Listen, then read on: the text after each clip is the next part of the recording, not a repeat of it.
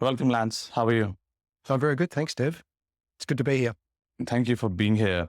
There's so much with your background story. If you can, briefly talk about your background and then your experiences and the recent happening in your life. Okay, sure. Background, I'm 46 years old, almost 47. The most relevant information is I'm currently a police officer for probably another 5 or 6 hours. My employment with the police came to an end this morning. I'll go back to the beginning. I grew up in Perth. I suppose if it's relevant, my background, I'm third or fourth generation, depending on which side of the family, Australian. I grew up in the Perth Hills. Didn't really move around an awful lot. I have got a limited worldly experience, although I've expanded that recently. I joined the police force when it was in 1996. I was 19 years old.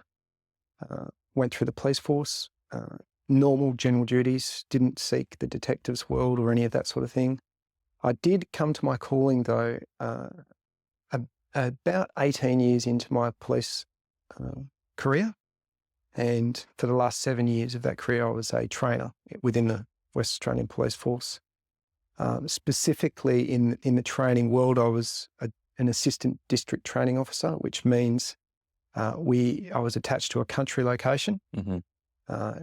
Traditionally, it was only 2 trainers in each regional location, all country locations, and there are 3 members now in each country location. And we go around and we train police officers, refreshers, and new training for some skills, mostly to do with firearms and tactics. Basic level frontline tactics, nothing, don't get excited, nothing like TRG. But I believe that I formulated a method of delivery and a way of training that was amenable to the staff, and it was meeting their needs and also trying to meet the needs of the agency with the limited time that we had. So that's my career. What happened towards the end in 2021, we all remember what happened in 2019. There was an order issued by the then Commissioner Dawson, who's now our Governor, to be vaccinated against COVID-19. We can go into I won't go into the full details around, because it's very specific, my thoughts and reasons around it. Whatever the people's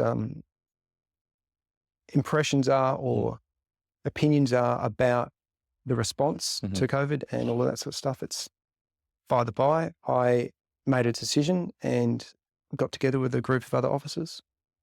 We decided to get legal advice and we took it to court, ultimately lost, even in the Court of Appeal when we appealed it. And that's then ended up in my parting ways with the police department. So here I am today. That's my career side of things. Personal, I'll rewind back to being a young fellow. Like I said, I grew up in the hills, lived a fairly free, liberal lifestyle, enjoyed freedom, didn't really think much about politics or any of that sort of thing. I did engage with martial arts for many years of my younger life and crossed over in when I was still practicing the police. And firearms were always a part of my life from a young age. That's continued right through my life, as you can tell with the career decision. And then to further complicate matters for your listeners and watchers, subscribers, I started a gunsmithing business in the year 2006. I did get secondary employment approval with the police, which you need to have the approval. And that ran concurrently with the police service. It was a hobby business because I enjoyed it. And that's expanded since. And I'm expanding that business to pay the bills. And it's expanded into machining as well, general fitting and turning. Yeah. Wow.